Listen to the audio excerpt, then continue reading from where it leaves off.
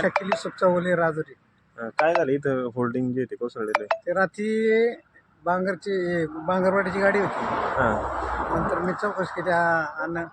अनिकेत बांगर, त्याच्या वडिलांचं नाव माहित नाही मला, पण त्यांची गाडी होती. ती गाडी एवढी स्पीडने आली ना का मला वाटतं ती 120-140 स्पीड असेल त्यांना ती गाडी कंट्रोल झाली. ती गाडी कंट्रोल नाही करताना ती गाडी डायरेक्ट याच्यावर डिवायडर याच्यावर जाऊन बोर्डवर जाऊन त्यांनी बोर्ड वाकावला. ती गाडी तिकडे तिकडं पलटी मारून तिकडे गेली पुढं सीताफळी बाग.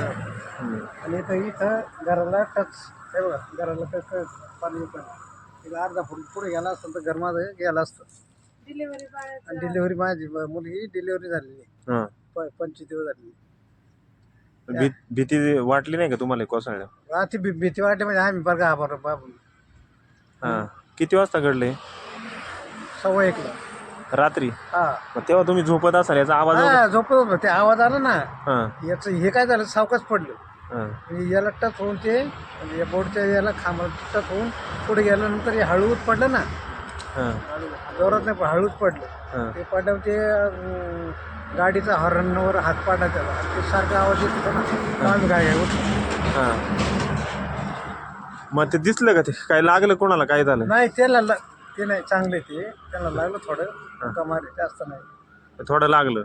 काही जखमी झाले? नाही गाडीच लॉस झाली. याच्यानंतर हे जे होतं होर्डिंग किती उंच जे होते किंवा त्याची हाईट किती होती? काहीच सांगता येतं. हे कोणत्या कंपनीचं आहे? काय कोणची कंपनी आहे? कोणाचं आहे ते होल्डिंग? कोणाचं आहे होर्डिंगचं? आपण दिलेलं आहे त्यांना, कंपनीला. मग ती काय एवढं सर कोसळलं तर तुमची काय नुकसान झाली का याच्यामध्ये?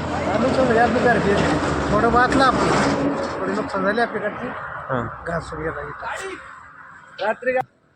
मग काय नुकसान झालं तुमचं? आमचं बाई काय घरी घराचं नुकसान, चिरा पडलेलं आहे त्याला. परत बोर्ड पडला त्याचं नुकसान झालं.